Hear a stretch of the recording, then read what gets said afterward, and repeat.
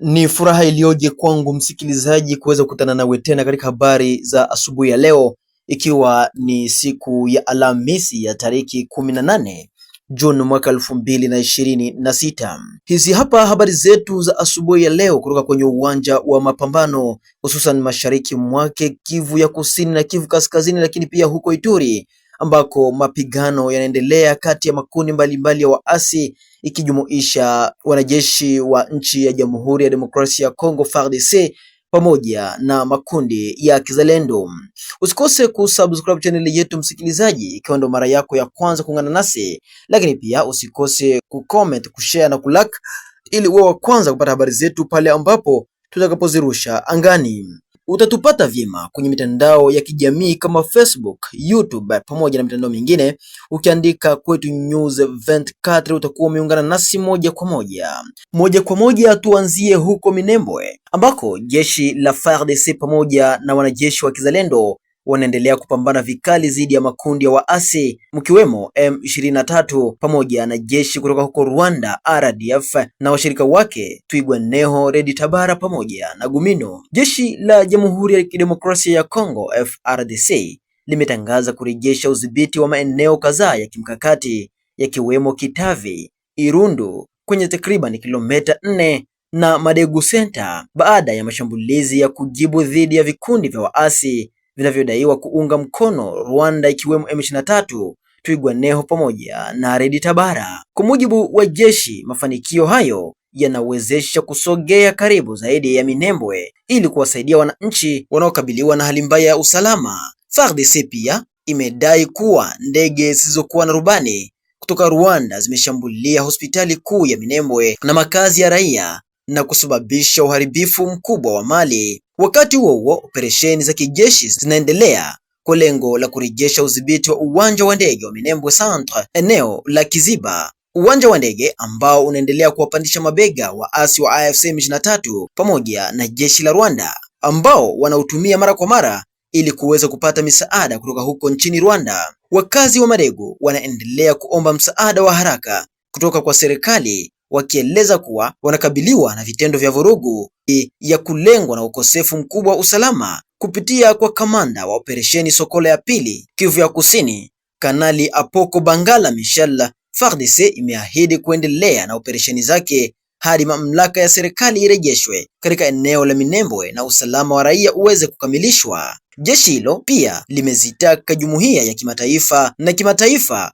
kufuatilia na kulaani vitendo vya uharibifu na uhalifu vinavyodaiwa kufanywa na jeshi la Rwanda katika eneo hilo. Duru zetu zenye kuaminika zimeeleza kuwa jeshi la Rwanda lilituma ndege 4 zisizokuwa na rubani za mashambulizi ili kulipua maeneo kadhaa yaliyokaliwa na FARDC pamoja na wanajeshi shupavu wa wazalendo tangu saa 5 asubuhi ya Jumatano hii ya tariki 17 Juni mwaka 2026. Milipuko ya mabomu ya ndege zisizokuwa na rubani za Rwanda zimeonekana katika sehemu ya kaskazini mashariki ya kijiji cha Minembwe na maeneo yanayozunguka eneo hilo ambalo ni eneo la kimkakati la vita linalopatikana mashariki mwa Jamhuri ya Demokrasia ya Kongo ndani ya tarafa la Fizi jimboni Kivu ya Kusini. Kuanzia saa 11 alfajiri, ndege zisizokuwa na rubani za jeshi la Rwanda zilishambulia maeneo kadhaa yaliyo chini ya udhibiti wa FARDC ambalo ni jeshi la nchi ya DRC,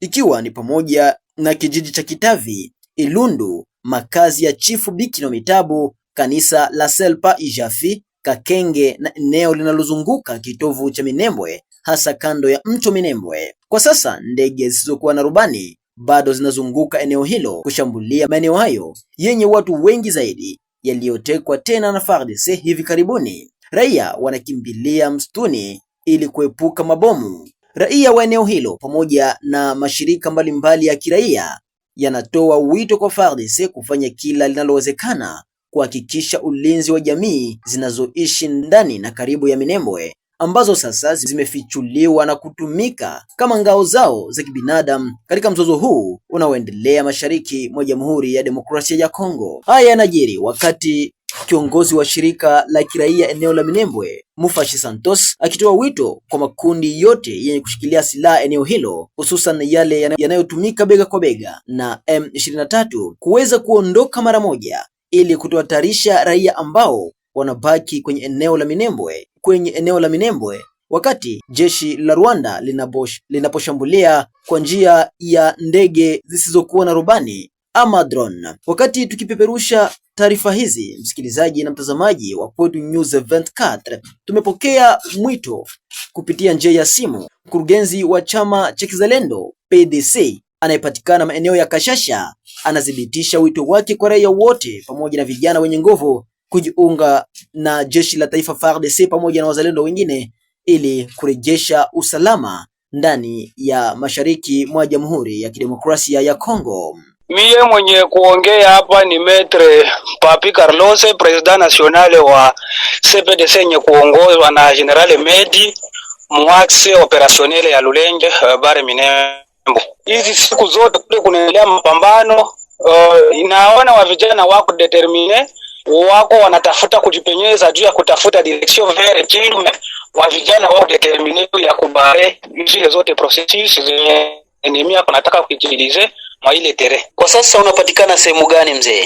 Kwa sasa mimi mwenye kuongea napita Kashasha ndani ya sekta ya Lulenge karibu na eta major ya Jeremia Kamugogo, na hii leo hivi kwanza niko naongea kuna mabaya ambayo yameripotiwa tena na wazalendo wenye kuongozwa na General Medi kwenye kijiji cha Bangele na Mbogamo na Ruba, sababu wakati moto ilikuwa mingi ndani ya vijiji vya Minembwe, Kalingi, Kakenge, Irundu, adui akakuwa sana toka ndani ya Madegu Center, akakuwa sana jelekeza mangambo za Kahwela, ila wa vijana wanaendelea kumshambulia.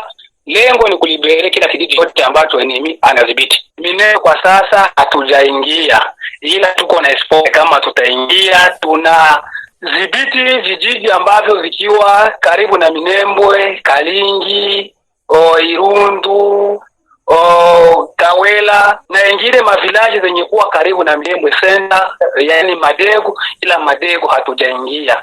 Na kenye tunafahamu population ni kusema kwamba Madegu taingia kwa sababu wa vijana wako bien organize, wako determine juu ya kulibere kila zone yoyote yenye adui anaishikilia. Na inapaswa ambia wenzetu wazalendo wenye kuwa ubia wajikaze, watoke ndani ya mavile, wapande kwenye vilima virefu, kwa sababu wakishabakilia ile madistraction yenye wako wanaikalia mu mavile, ile tunatuletea charge sana huko kwenye tunafanya operation mu vilima virefu vya tarafa la Fizi na tarafa la Uvira Mwenga.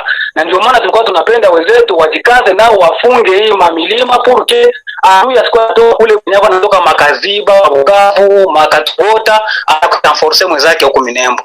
Ina maana kwamba bado adui naonekana maeneo ya Kiziba pale pamoja na Madegu Center. Adui angali Madegu Center. Adui hako Madegu Center, ila tunazunguka vijiji donc village zenye kuwa kana Minembwe zote. Ni hapo kwenye wazalendo wako na jeshi letu la FARDC. Kwa napenda upande message ama ujumbe wa mwisho kwa vijana wote wanaokupata kwa sasa kupitia vyombo vya habari. Ndio message yangu yenye mimi napaswa sema comme sensibilisation yenye mimi napaswa sema ni kusema kama wa vijana wajikaze waintegre arme yetu juu ya kudefendre nchi. Na msikilizaji, tugeukie masuala ya kisiasa ndani ya nchi ya Jamhuri ya Demokrasia ya Kongo. Bunge la Kongo lilipitisha mswada mnamo Juni 15 mwaka 2026 unaelezea masharti ya kufanya kura ya maoni nchini Jamhuri ya Demokrasia ya Kongo wakati wa kikao cha mwisho muhula cha kawaida ambacho kilianza mwezi Machi hadi mwezi Juni mwaka huu.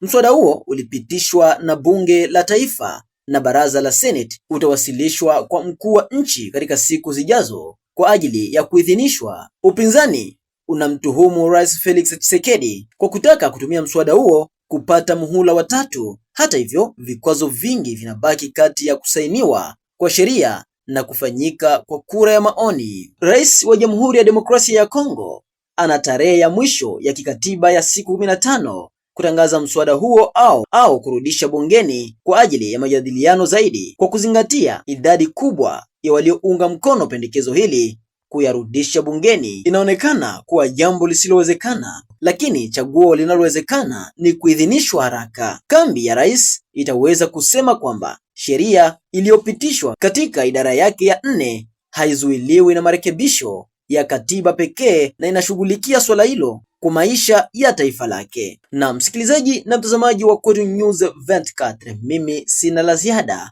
Nikushukuru kwa kuwa nami mwanzo hadi tamati. Hadi wakati mwingine, kwa heri kwa sasa.